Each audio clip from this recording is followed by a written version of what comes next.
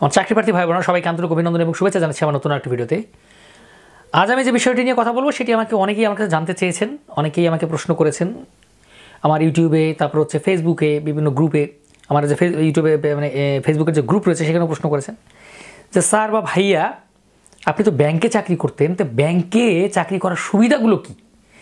যে ব্যাংকে চাকরি করার তো মানে অনেকেই চাকরি করতে সুবিধা কী?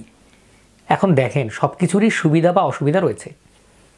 আমি ব্যাংকে চাকরি করতাম, ব্যাংকেরও কিন্তু চাকরি করার সুবিধা রয়েছে। এখন ব্যাংকে চাকরি করার সুবিধার একটা জিনিস হচ্ছে আপনি সিকিউর,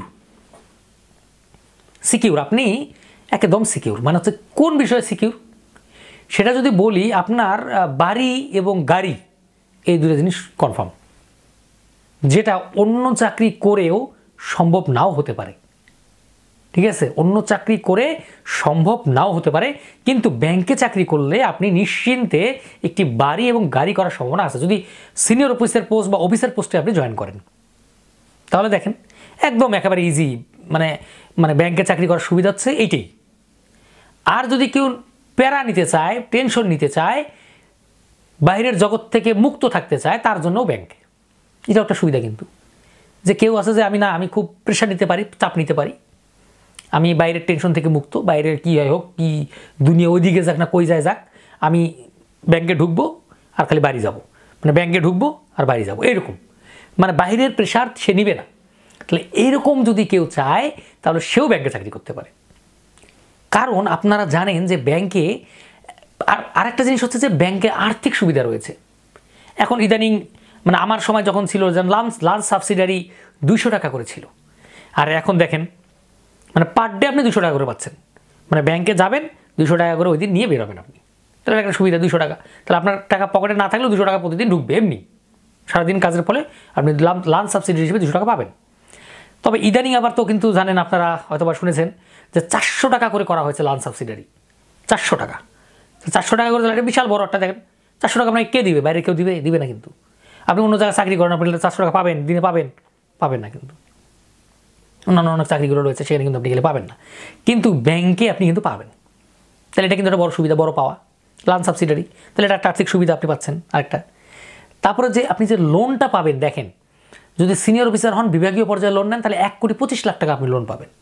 1,25,00,000 টাকা দিয়ে আপনি জমি বাড়ি একটা করতে পারবেন, কিন্তু মোটামুটি একতলা দুইতলা, বর্তমান যে সময়, এই সময় আপনি একতলা পর্যন্ত দুইতলা পর্যন্ত করতে পারবেন। এর বেশি করা সম্ভব না, কারণ জমি কিনে আবার যদি সেই বাড়ি করা এখন প্রচুর কস্ট।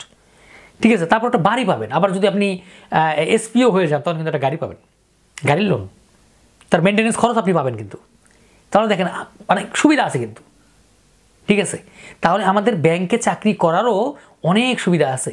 আবার ধর্মীয় দৃষ্টিকোণ থেকে অনেকে যদি বলে যে ব্যাংকের না এটা মানে হালাল না হারাম, এটা অনেক বিতর্ক ব্যাপার স্যাপার, সেটা আমি বলবো না, সেটা যার মতো সেভাবে মেনে নেবেন।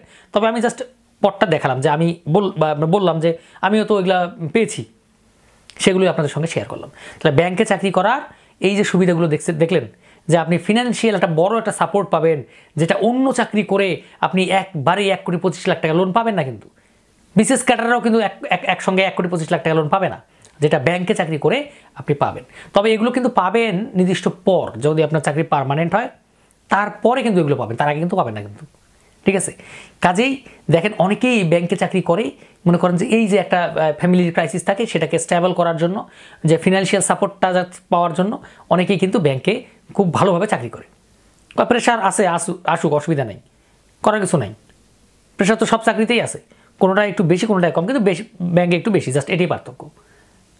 কিন্তু আপনি আর্থিক সাপোর্টটা কিন্তু বাইরে কোনো কোথাও পাবেন না। কাজেই ব্যাংকে চাকরি করা মানে হচ্ছে আপনি আর্থিকভাবে স্বাবলম্বী এবং সমাজে সুপ্রতিষ্ঠিত এবং ব্যাংকার হিসেবে আপনি বিবেচিত হবেন। ঠিক আছে, কাজে আমি মনে করি যারা ব্যাংকে চাকরি করতে চান এই দিকগুলো বিবেচনা করে যদি আপনারা মনে করেন যে না ব্যাংক বেস্ট, তাহলে আপনি ব্যাংকে চাকরি করতে পারেন। ঠিক আছে, তো আমার চাকরি প্রার্থী ভাই বোনেরা এই ছিল আজকের মতো ভিডিও। যদি আমার ভিডিও ভালো লেগে থাকে অবশ্যই চ্যানেলটি সাবস্ক্রাইব করে লাইক শেয়ার কমেন্টে পাশেই থাকবেন। ধন্যবাদ আপনাদের সবাইকে।